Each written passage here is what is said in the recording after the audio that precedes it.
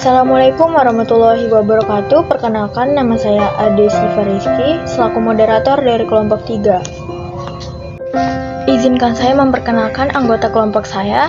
Yang pertama, Adelia Rahmani. Yang kedua, Ade Siva Rizky, saya sendiri. Yang ketiga, Anissa Anggraini. Yang keempat, Asni. Yang kelima, Firda Nurlaili. Yang keenam, Putri Abelia Sapira. Materi yang akan disampaikan oleh kelompok kami adalah Pancasila sebagai ideologi negara. Poin-poin terpenting dalam materi ini adalah yang pertama, pengertian dan hubungan Pancasila sebagai ideologi negara. Yang kedua, makna Pancasila sebagai ideologi negara. Yang ketiga, fungsi-fungsi Pancasila sebagai ideologi negara. Yang keempat, nilai-nilai Pancasila sebagai ideologi negara. Yang kelima, perbandingan Pancasila sebagai ideologi negara dengan ideologi lain. Yang keenam, faktor-faktor Pancasila sebagai ideologi negara. Materi-materi tersebut akan disampaikan oleh anggota kelompok kami. Yang pertama, pengertian dan hubungan Pancasila sebagai ideologi negara. Sebelum saya menjelaskan pengertian dari Pancasila sebagai ideologi negara, terlebih dahulu akan saya sampaikan mengenai apa itu Pancasila dan apa itu ideologi. Jadi, Pancasila adalah ideologi dasar dalam kehidupan bagi negara Indonesia. Nama ini terdiri dari dua kata dari bahasa Sanskerta, yaitu panca yang berarti lima dan sila yang berarti prinsip atau asas. Pancasila merupakan rumusan dan pedoman kehidupan berbangsa dan bernegara bagi seluruh rakyat Indonesia.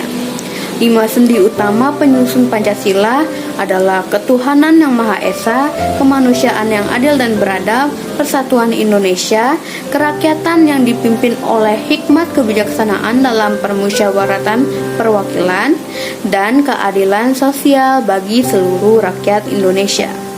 Nah, Pancasila ini tercantum pada alinea keempat pembukaan UUD 1945.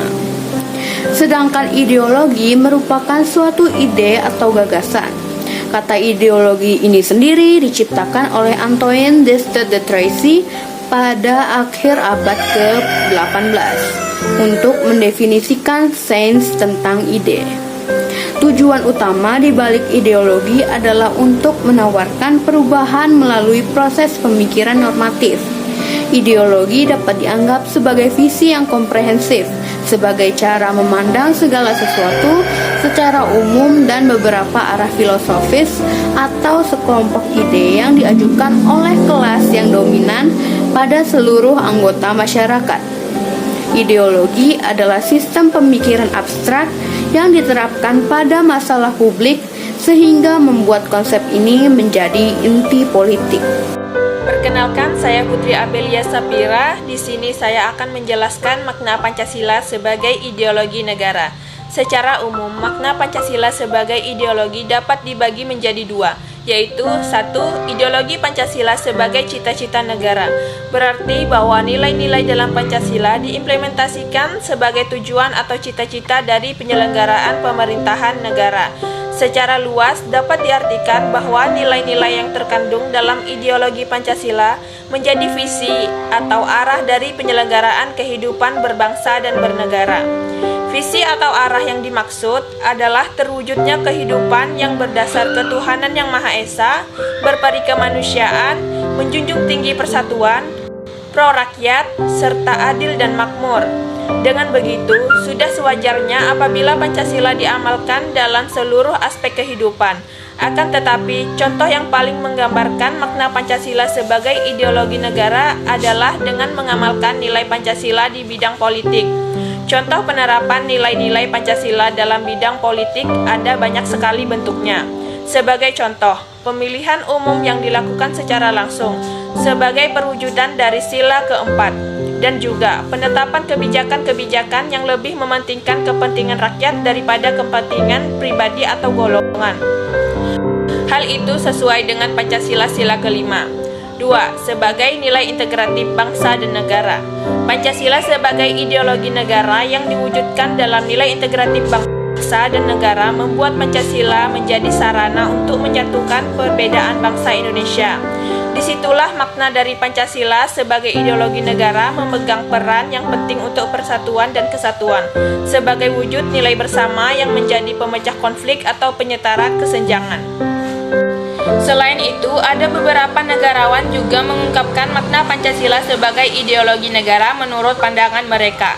Yang pertama, seperti yang disampaikan oleh mantan Presiden pertama Indonesia yaitu Soekarno, bahwa Pancasila adalah asas bersama yang mampu membuat semua kelompok masyarakat di Indonesia ini bersatu dan menerima asas tersebut.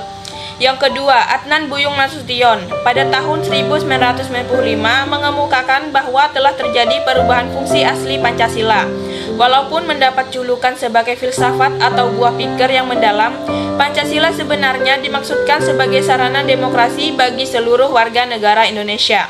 Dalam perkembangannya, Pancasila menjadi ideologi yang unik hanya dimiliki oleh Indonesia dan berbeda dari ideologi yang lainnya. Dan yang terakhir, yang ketiga, negarawan Notonegoro mengungkapkan Pancasila sebagai filsafat. Pancasila adalah ideologi yang komprehensif mencakup semua aspek. Hal tersebut menggambarkan bahwa Pancasila itu bersifat masif dan bisa diinterpretasikan dalam berbagai bentuk. Di masa pemerintahan Orde Baru, bahkan Pancasila menjadi monopoli politik. Selanjutnya, saya akan menjelaskan tentang fungsi-fungsi Pancasila. Fungsi Pancasila sebagai ideologi negara. Pancasila memiliki fungsi sebagai ideologi negara, yaitu yang pertama, mempersatukan bangsa, memelihara dan mengukuhkan persatuan dan kesatuan itu. Yang kedua, membimbing dan mengarahkan bangsa mencapai tujuannya. Yang ketiga, memberikan tekad untuk memelihara dan mengembangkan identitas bangsa. Yang keempat, menyoroti kenyataan yang ada dan mengkritis upaya perwujudan cita-cita yang terkandung dalam Pancasila. Selanjutnya, saya akan menjelaskan tentang nilai Pancasila sebagai dasar ideologi. Nah, yang pertama itu nilai dasar. Nilai dasar artinya sila-sila Pancasila itu bersifat universal, sehingga di dalamnya terkandung cita-cita, tujuan, serta nilai-nilai baik dan benar.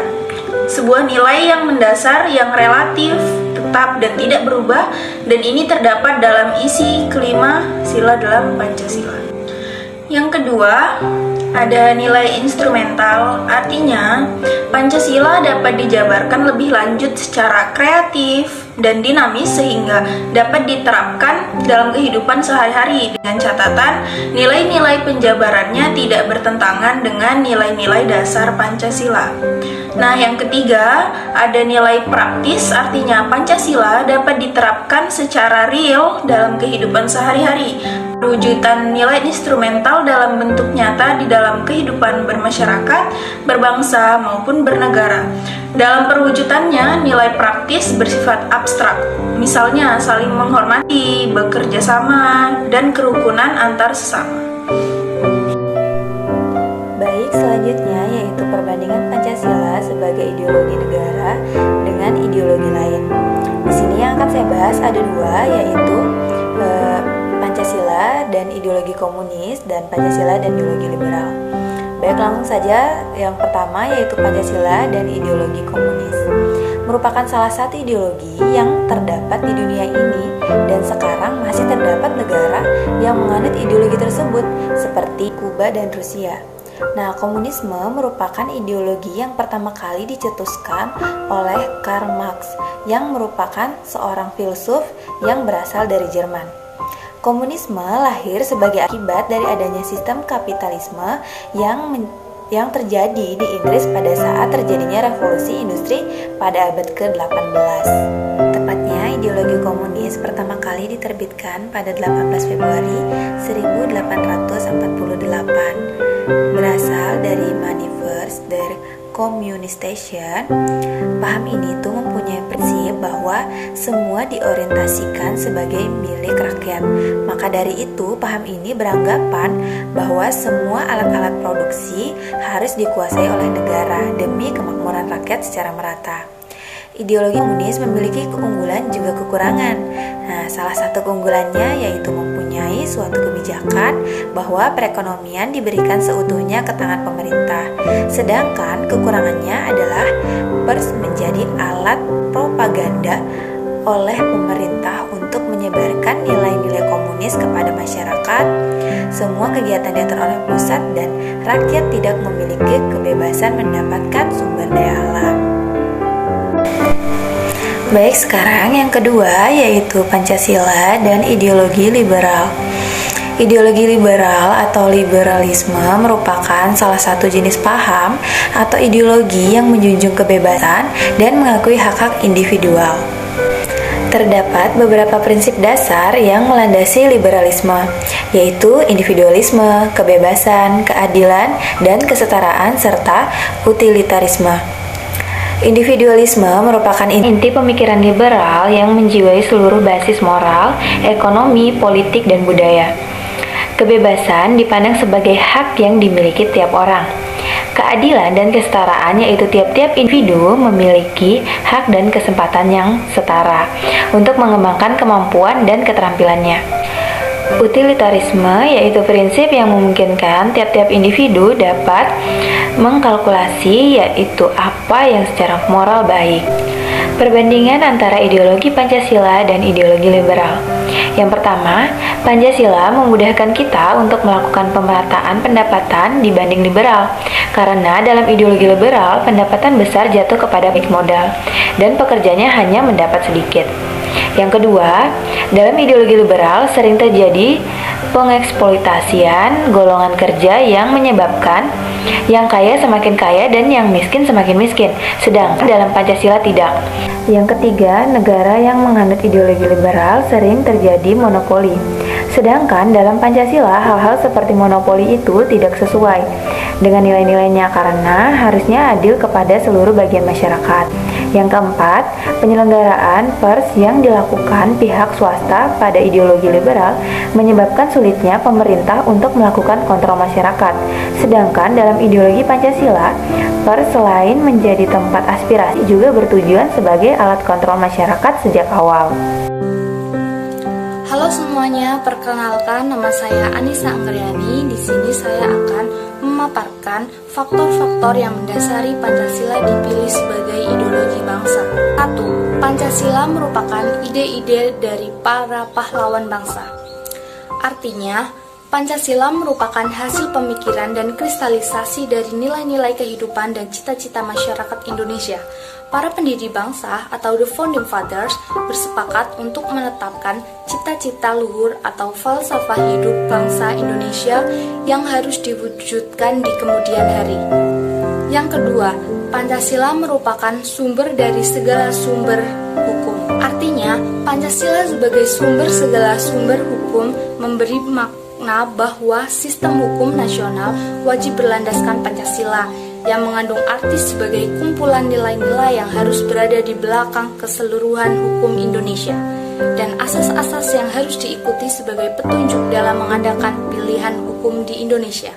Yang ketiga, Pancasila merupakan aturan paling umum dalam bangsa Indonesia. Artinya, dengan kata lain, Pancasila harus diimplementasikan dalam kehidupan sehari-hari. Kesimpulan dari materi di atas yaitu Pancasila sebagai dasar negara dan pandangan hidup sekaligus juga merupakan ideologi negara. Sebagai ideologi negara berarti Pancasila merupakan gagasan dasar yang berkenaan dengan kehidupan negara. Pancasila bukan hanya suatu yang bersifat statis, melandasi berdirinya negara Indonesia. Akan tetapi, Pancasila membawakan gambaran mengenai wujud masyarakat tertentu yang diinginkan serta prinsip-prinsip dasar yang harus diperjuangkan untuk mewujudkannya. Pancasila membawakan nilai-nilai tertentu yang digali dari realitas sodio-budaya bangsa Indonesia. Ideologi membawakan kekhasan tertentu yang membedakannya dengan ideologi lainnya. Kekhasan itu adalah keyakinan akan adanya Tuhan yang Maha Esa, yang membawa konsekuensi keimanan dan ketakwaan terhadap Tuhan yang Maha Esa. Keberadaan Keberadaan ideologi Pancasila dilihat dari dimensi realitas membawakan nilai-nilai yang mencerminkan realitas sosial budaya bangsa Indonesia. Dari segi idealitas maupun memberikan keyakinan akan terwujudnya masyarakat yang dicita-citakan. Dan dari dimensi fleksibilitas, nilai-nilai yang ada di dalamnya dapat dijabarkan secara kontekstual agar senantiasa dapat menyesuaikan dengan dinamika dan perkembangan masyarakat. Jadi itu tadi materi dari kelompok kami mengenai pengertian Pancasila, makna Pancasila, fungsi Pancasila, nilai-nilai Pancasila, perbandingan Pancasila, faktor-faktor Pancasila, dan kesimpulan dari materi tadi. Saya selaku moderator ingin memohon maaf bila ada kesalahan kata. Saya akhiri. Wassalamualaikum warahmatullahi wabarakatuh. Yo, I ain't here for the money, I ain't